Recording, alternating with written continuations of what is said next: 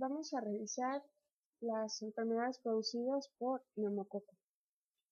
El neumococo clásicamente puede ocasionar infecciones de vías aéreas superiores e inferiores. Recordemos que las infecciones de vías aéreas superiores clásicamente son faringitis, otitis media, sinusitis, mastoiditis y laringitis. Y las infecciones de vías aéreas inferiores son laringotraqueitis, bronquitis y neumonía. En la guía de práctica clínica vienen los algoritmos para sospechar una u otra. Las infecciones de vías aéreas superiores e inferiores pueden compartir alguna sintomatología y algunos síntomas se pueden sobreponer, como la conjuntivitis, la coriza y la fiebre. Es importante identificar rápidamente los datos de alarma o realizar el diagnóstico diferencial con la finalidad de evitar complicaciones. La faringitis por estreptococo del grupo beta hemolítico del grupo A es infrecuente en niños menores a 3 años de edad y rara en menores de 18 meses, por lo que es más frecuente entre 3 y 14 años de edad. En los grupos en los cuales la faringitis por estreptococo beta hemolítico del grupo A no es frecuente, el 90% de las enfermedades es ocasionada por etiología de tipo viral. Una escala muy útil para saber si la causa es el estreptococo del grupo beta hemolítico es la escala de Centor, y la probabilidad de padecer faringitis por estreptococo del grupo A es de acuerdo a la edad. Los datos clínicos que se identifican básicamente son el exudado faríngeo, los nódulos o adenopatías cervicales, la fiebre mayor a 38 grados, la ausencia de tos, la edad entre 3 y 14 años o la edad mayor a 44 años. Los valores de 3 a 5 indican una alta probabilidad, mientras que los valores de 0 a 2 una baja probabilidad. Aquí tenemos algunas imágenes que podemos apreciar en la faringitis estreptocóxica. Por ejemplo, petequias en el paladar, presencia de pus en las amígdalas o solamente inflamación de la faringe. Aquí vemos unas amígdalas hipertróficas con presencia de material purulento blanquecino en las amígdalas. Y aquí básicamente observamos la faringe hiperémica, sobre todo en los pilares, y petequias en el paladar. Debemos además realizar o establecer diagnósticos adicionales como la rinitis alérgica, donde encontramos congestión nasal, rinorrea, pero además hay antecedentes de estornudos y prurito nasal asociados frecuentemente a cambios estacionales. Es importante que siempre, además de revisar la faringe, exploremos las narinas, preferentemente mediante rinoscopía. En pacientes alérgicos vamos a encontrar la mucosa nasal pálida, mucho más pálida durante la crisis, y la secreción acuosa va a ser profusa. Además que los cornetes van a estar siempre aumentados de tamaño. Tenemos pruebas auxiliares como la prueba rápida de detección de antígeno de estreptococo beta hemolítico del grupo A. Sin embargo, no ofrece mayor certeza diagnóstica debido a que tiene una sensibilidad entre el 61 y el 95% y una especificidad entre el 88 al 100%, aunque es barata y rápida. Las indicaciones de los cultivos de exudado faríngeo solo está indicado en pacientes con criterios clínicos de faringitis estreptocóxica o en aquellos pacientes con faringoamigdalitis estreptocóxica que presentan falla al tratamiento. Su realización dependerá de la disposición en unidades de primero o segundo nivel. El seguimiento con cultivos de control por faringitis estreptocóxica tiene indicaciones muy precisas como el antecedente de fiebre reumática, la presencia de una faringitis en un brote de fiebre reumática, cuando existen brotes de glomerulonefritis asociada a estreptococo, cuando hay contagio intrafamiliar, cuando hay pacientes asintomáticos que ya completaron el tratamiento o en contactos asintomáticos en pacientes que se han identificado como portadores de estreptococo del grupo A. El tratamiento. Dentro de los medicamentos mayormente recomendados es el paracetamol para el manejo de la fiebre en infecciones de vías aéreas superiores porque nos va a ayudar a controlar la fiebre, sobre todo en los pacientes que tienen resfriado común. Recordemos que es muy importante que en la mayoría de los pacientes no vamos a utilizar antimicrobianos. Recordemos, como en diapositivas previas, que en menores de 3 años es improbable que se trate de una faringitis estreptocóxica que amerite tratamiento. Y en menores de 18 meses, la probabilidad de uso de antibióticos es mucho menor. La mayoría va a ameritar exclusivamente tratamiento conservador.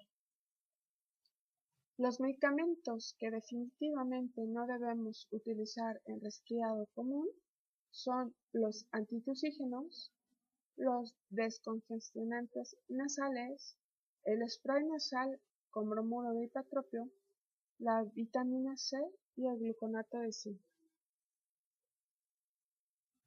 ¿A quiénes sí debemos otorgar tratamiento antimicrobiano? Pues a los pacientes con faringoamigdalitis estreptocóxica, en pacientes con otitis media aguda bilateral en niños menores de 2 años y en pacientes que tengan otitis media aguda y con otorrea. El medicamento de elección para faringitis estreptocóxica es la penicilina. Diversos estudios han apoyado que la penicilina en diferentes dosis o vías de administración sigue siendo el antibiótico de elección. No cambia el curso de la enfermedad por completo, pero sí acorta la duración.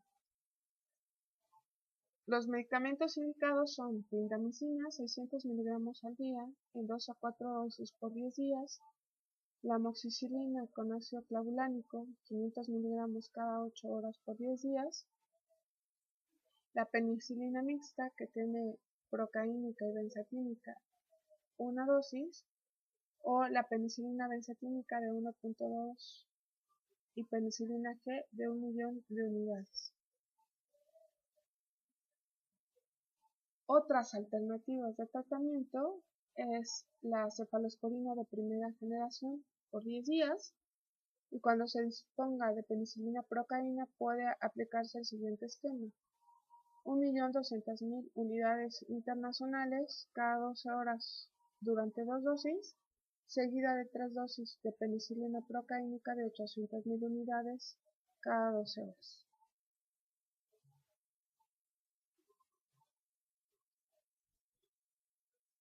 La acitromicina a 12 mg por kilogramo día, máximo por 5 días, y en pacientes alérgicos a la penicilina, la eritromicina durante 10 días.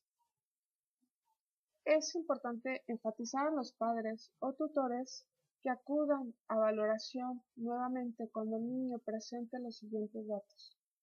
Fiebre persistente por más de 3 días, que los síntomas empeoren o aparezcan nuevos después de 3 a 5 días de evolución, o cuando el paciente no presenta mejoría después de 7 a 10 días. A continuación, entraremos de lleno a el neumococo, que es uno de los principales agentes que pueden ocasionar complicaciones graves en los niños. Vamos a revisar la introducción, después las enfermedades invasivas ocasionadas por neumococo el papel de la vacunación en la prevención de la enfermedad neumocócica invasiva y terminaremos por las conclusiones. El neumococo es un diplococo gram positivo, anaerobio, aerotolerante, con una prueba de catalasa negativo, es sensible a la autoxina y presenta una alta hemólisis. La fisiopatología es importante recordar que tiene una cápsula que va de los factores inmunitarios, sobre todo los leucocitos y el complemento. Tiene adhesinas que le permite adherirse fácilmente a la nasofaringe y los factores neumocóxicos que ocasionan la inflamación. El neumococo tiene más de 90 serotipos que están identificados de acuerdo a los lipopolisacáridos identificados. Los menores de 2 años no producen anticuerpos capsulares y no se ha observado mayor mortalidad en cepas resistentes. La enfermedad neumocócica invasiva sobre todo afecta a los menores de 2 años y a los mayores de 79 años. Esos son los grupos donde se observa una enfermedad neumocócica invasiva generando una mayor mortalidad. Cosas importantes a recordar del neumococo es que tiene una membrana celular. Al ser un coco gram positivo tiene alta cantidad de peptidoglucano y la cápsula polisacárida que observamos, que es muy abundante en el contenido de la cápsula, previene la fagocitosis.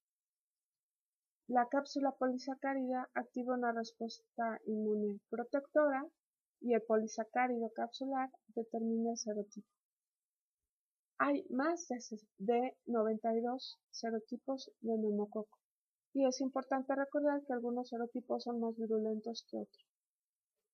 Las tasas aceleradas de intercambio genético indican que existe una alta probabilidad de que el serotipo no virulento se convierta en virulento.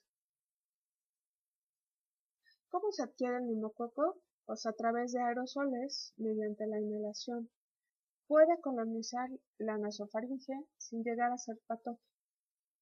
Y a veces el antecedente de una infección no deriva en una enfermedad invasiva.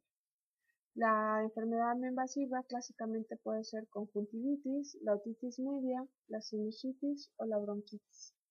Y la enfermedad invasiva incluye básicamente neumonía, meningitis y septicemia, aunque también otras que no son menos significativas como la artritis séptica, la osteomielitis, la peritonitis y la endocarditis.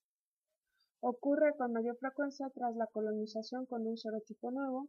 El periodo de incubación es de 1 a 3 días y entre un 10 a un 20% tienen un factor de riesgo subyacente, como son menores de 2 años, asplenia, la insuficiencia renal, inmunosupresión, anomalías anatómicas como fístulas del icosafalorraquídeo, hepatopatías o implantes cocleares. Existen factores de riesgo para la enfermedad invasiva como bajo peso al nacer o exposición a muchos hermanos o niños. Y algo muy importante que son infecciones que se pueden prevenir. De acuerdo a la Organización Mundial de la Salud, las enfermedades por neumococo básicamente son otitis media y las invasivas pues son básicamente neumonía, la bacteremia y la meningitis. Y por cada caso de meningitis encontramos que puede haber 10 niños con bacteremia o sepsis, 100 niños con neumonía y 1 de 1000 niños con otitis media. El neumococo en Latinoamérica se dice que cada dos niños se pueden morir en cada hora en Latinoamérica por enfermedad neumocócica y una muerte se hubiera podido haber prevenido por la aplicación de vacuna contra neumococos y equivalente. Diariamente 5 casos en Argentina se pueden prevenir hasta 7 casos y también en otros países como Brasil. 89 casos de neumonía confirmada por rayos X pueden ser prevenidos en niños brasileños con menos de 5 años. Y también con la aplicación de la vacuna contra el neumococo se pueden prevenir los casos de otitis media. Esta es una radiografía clásica de la neumonía neumocóxica, donde vemos sobre todo una radiopacidad global. ¿Cómo se presenta la neumonía neumocóxica? El periodo de incubación es de 1 a 3 días, la fiebre es alta en un 90% de los casos, el 70% de los casos presenta tos, la mayoría de las veces no es de tipo productiva, los niños también pueden presentar vómito y los datos agregados son taquipnea, hipoxemia, disminución focal de los sonidos respiratorios. Las complicaciones de la neumonía neumocóxica son el absceso pulmonar, el derrame pleural en el 83% de los casos, el empiema con ampliación del espacio pleural en el 52% de los casos, secundariamente al manejo con ventilación mecánica o independientemente de ella el neumotórax o neumatocele, y la sepsis en 20 a 30% de los casos. La meningitis neumocóxica es la causa más común por neumococo en niños y niñas. Los hemocultivos son positivos en el 80% de los casos y es importante que también es fácilmente identificable mediante la tinción de Gram en líquido cefalorraquídeo. La tasa de letalidad es de un 40% y algo muy importante que el 50% de los niños se pueden quedar con secuelas muy graves. Y otra de las secuelas es la pérdida de la audición por la laberintitis. El tratamiento de los pacientes con enfermedad grave pues es en base a los siguientes antibióticos. Hay que tomar en cuenta que hay una alta resistencia a los beta-lactámicos y para meningitis por neumococo se prefiere la utilización de la combinación de vancomicina con ceftriaxona y para la neumonía solamente ceftriaxona.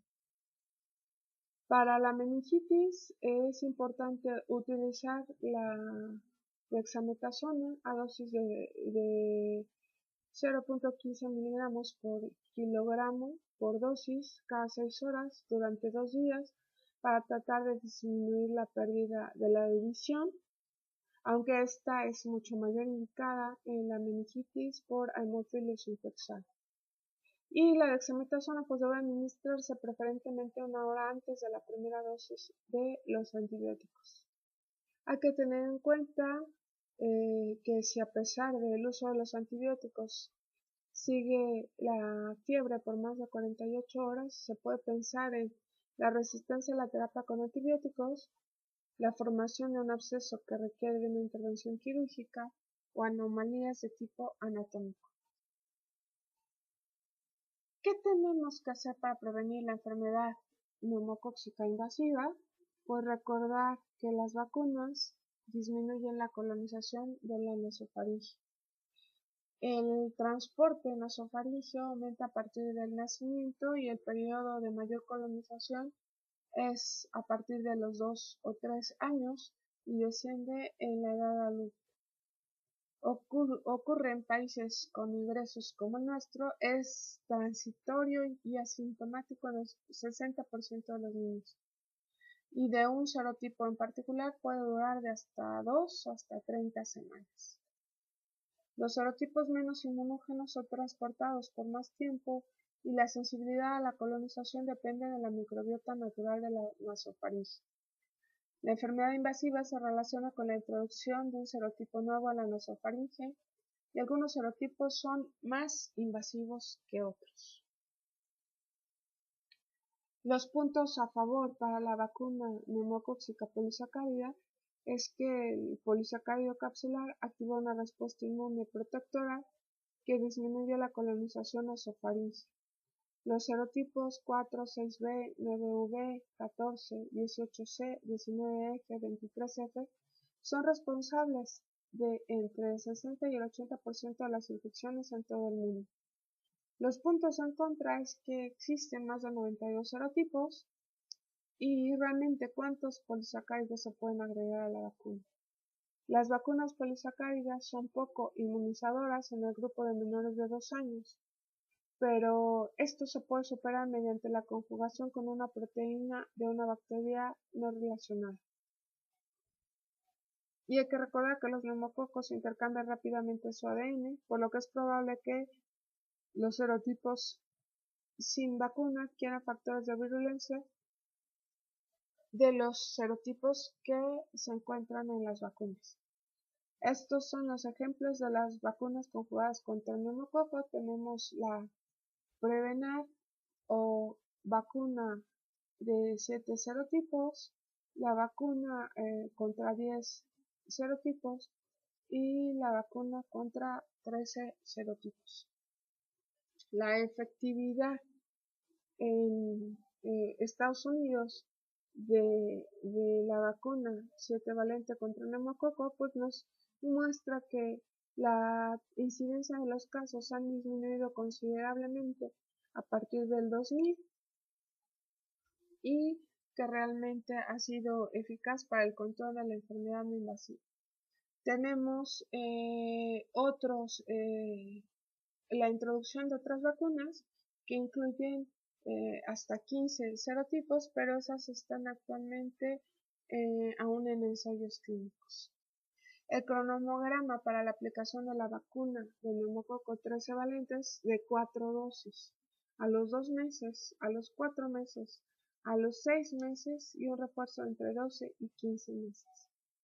La primera dosis se puede suministrar desde las primeras 6 semanas de edad y se acepta un mínimo de 4 semanas entre las primeras 3 dosis en los niños menores de 1 año. La cuarta dosis se puede suministrar entre 12 y 15 meses de edad, pero como mínimo 8 semanas después de la tercera dosis. Los bebés prematuros deben recibir la vacuna de 13 serotipos según su edad cronológica. Sin embargo, es importante recordar que si recibieron algún hemoderivado, se tiene que esperar un mínimo de 120 días para iniciar la vacunación. Los niños de 2 años de edad o mayores con un alto riesgo deben recibir la vacuna de neumococo polisacárido 23 valentes como mínimo 8 semanas después de haber completado la inmunización con la vacuna 13 valente. Han existido altos cambios en las tasas de incidencia generales de enfermedades neumocóxicas invasivas en los Estados Unidos después de la generación de la vacuna 7 valente. Y en los niños menores de 5 años también se ha visto cambios en las tasas de incidencia de la enfermedad. Como conclusiones, el Streptococcus pneumoniae o neumococo es una causa importante de morbilidad y mortalidad infantil en el mundo desarrollado y en vías de desarrollo. El serotipo de una vacuna neumocóxica es determinado por su cápsula polisacárida y la exposición a un serotipo particular causa la inmunidad de protección para ese serotipo. Existen más de 92 serotipos neumocóxicos. Las vacunas polisacáridas conjugadas son más efectivas en los niños menores de 2 años y proporcionan inmunidad para los 7, 10 o 13 serotipos más comunes según la vacuna.